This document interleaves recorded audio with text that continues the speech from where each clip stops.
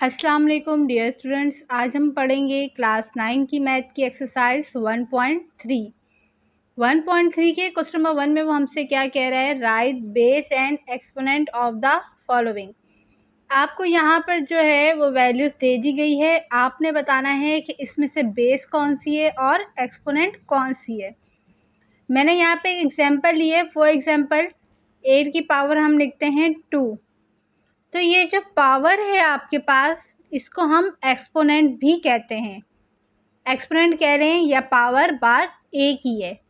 और जिस डिजिट के ऊपर ये होती है वो डिजिट आपके पास कहलाता है बेस। आई होप आपको ये समझ में आ गया होगा कि हमेशा किसी भी डिजिट के ऊपर जो नंबर होता है वो आपके पास पावर या एक्सपोनेंट कहलाती है और वो डिजिट क्या होता है, हमारा बेस। अब यहाँ पार्ट 1 में है हमारे पास 3 की पावर 4। तो इसमें बेस क्या है हमारे पास 3 जो डिजिट है हमारा, और एक्सपोनेंट क्या है जो पावर है 4। इसी तरह पार्ट 2 में है 1/2 होल पावर क्या है 3। तो बेस यहाँ पे हमारे क्या हुई 1/2 और एक्सपोनेंट 3। इसी तरह पार्ट 3 में है हमारे पास -30 होल पावर 20। तो बेस क्या हुई हमारे यहाँ पास -30 और एक्सपोनेंट क्या हुई 20। तो ये था हमारा क्वेश्चन नंबर 1 जिसमें हमें जस्ट बेस और एक्सपोनेंट शो करना था। चलिए क्वेश्चन नंबर 2 करते हैं। क्वेश्चन नंबर 2 में वो हमसे कह रहे हैं identify radicand and index in the following. अब आपको बताना है कि इसमें से रेडिकेंट कौन सा होता है और इंडेक्स कौन सा होता है। अगर आपने पिछली एक्सरसाइज देखी होगी उसमें मैंने आपको बताया था कि रेडिकेंट और रेडिकल क्या होते हैं। मैं दोबारा से आपको बता देती हूँ। जैसे फॉर एग्जांपल हमारे पास यहाँ पे पार्ट 1 में क्या था 3√5। तो ये जो हमारे पास रूट होता है ना, ये कहलाता है रेडिकल। और जो रूट के अंदर जो नंबर होता है वो नंबर हमारे पास कहलाता है रेडिकेंट।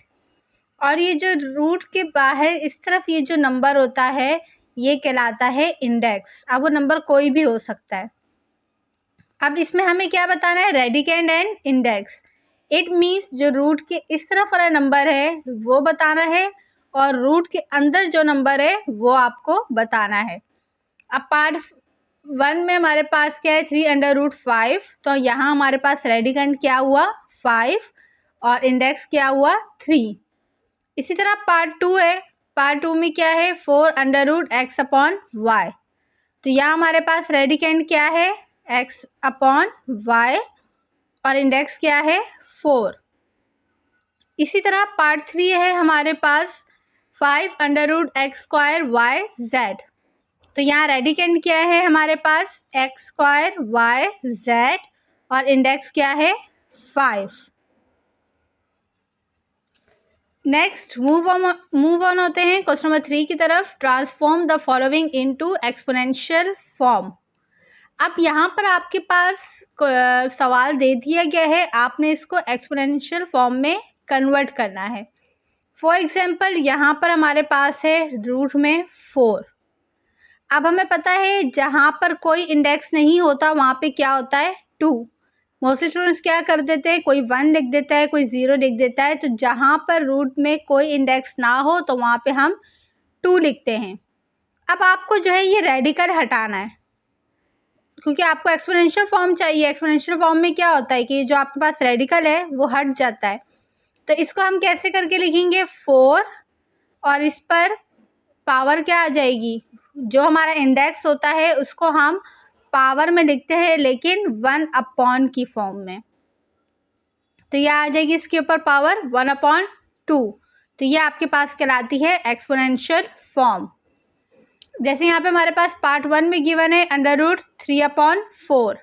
सॉल्यूशन लिखेंगे, हमें यहाँ से क्या हटाना है, ये रेडिकल हटाना है। और हमने पढ़ा है कि जहाँ कुछ नहीं होता वहाँ क्या होता है 2। तो यहाँ पे क्या आ जाएगा 3/4 की पावर 1/2। इसी तरह पार्ट 2 है। पार्ट 2 में क्या है √x/y की पावर 5। अब देखिए यहाँ पर ऑलरेडी एक पावर मौजूद है तो मैथ्स का रूल होता है अगर पावर पे पावर आ जाए तो पावर आपस में मल्टीप्लाई हो जाती हैं। कैसे? अब जैसे यहाँ पे क्या था, x अपॉन वाई की पावर 5 थी एक ऑलरेडी, और जब हम ये रेडिकल हटाएंगे तो रेडिकल की वैल्यू क्या आएगी, 1/2। तो अब ये पावर पे पावर आ रही है तो ये दोनों क्या हो जाएंगी, मल्टीप्लाई। तो ये मल्टीप्लाई होकर कैसे हो जाएंगी, 5 1 जा 5, 5/2। इसी तरह पार्ट 3 हमारे पास 3 y अपॉन x की होल पावर -5। अब मैथ्स में जो है हम माइनस की पावर को कोशिश करते हैं कि हम उसको पॉजिटिव में चेंज करें, क्योंकि माइनस में सॉल्व करना बहुत मुश्किल हो जाता है। तो सबसे पहले हम क्या करेंगे, इस माइनस की पावर को प्लस में चेंज करेंगे। और प्लस में किस तरह चेंज करेंगे, क्योंकि हमारे पास ये जो वैल्यू है ये फ्रैक्शन में है, तो जब हम इस वैल्यू को उलट देंगे तो उलटने से जो है वो हमारी पावर क्या हो जाएगी, नेगेटिव से पॉजिटिव में आ जाएगी। कैसे? जैसे यहाँ पे था y अपॉन एक्स, तो हमने लिख दिया x अपॉन वाई, तो हमारी पावर किस में आ गई, प्लस में। अब यहाँ इसके ऊपर एक और पावर ऑलरेडी मौजूद है 5, और दूसरी जब हम ये रेडिकल हटाएंगे तो क्या आ जाएगा हमारे पास, 1/3। तो चलिए सॉल्व करते हैं। अब हमने लिख दिया x अपॉन वाई, पावर इसकी पॉजिटिव में हो गई 5। अब पावर पे पावर आ रही थी, ये दोनों आपस में क्या हो जाएंगी, मल्टीप्लाई। तो ये क्या हो जाएगा, 5 1 जा 5, 5/3। इसी तरह पार्ट 4 है हमारे पास, यहाँ पर क्या है, y3√yz की होल पावर 7। अब यहाँ पे हमने लिखा yz की पावर एक ऑलरेडी मौजूद है 7, दूसरा जब हम रेडिकल हटाएंगे तो उसकी जगह क्या आ जाएगा, 1/3। तो ये दोनों आपस में क्या हो जाएंगी, मल्टीप्लाई। 7 1 जा 7, 7/3। इसी तरीके से पार्ट 5 है हमारे पास, 9√27। तो इसका सिंपल आंसर आ जाएगा 27 की होल पावर 1/9।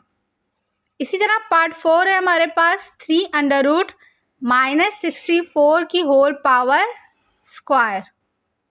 अब हम यहाँ पे क्या लिखेंगे, -64, इस पर एक पावर मौजूद है स्क्वायर, और दूसरी पावर क्या आ जाएगी, 1/3। जब हम रेडिकल को हटाएंगे तो पावर पे पावर हो तो पावर मल्टीप्लाई हो जाती है, तो इसका आंसर क्या आएगा, -64 की होल पावर 2/3।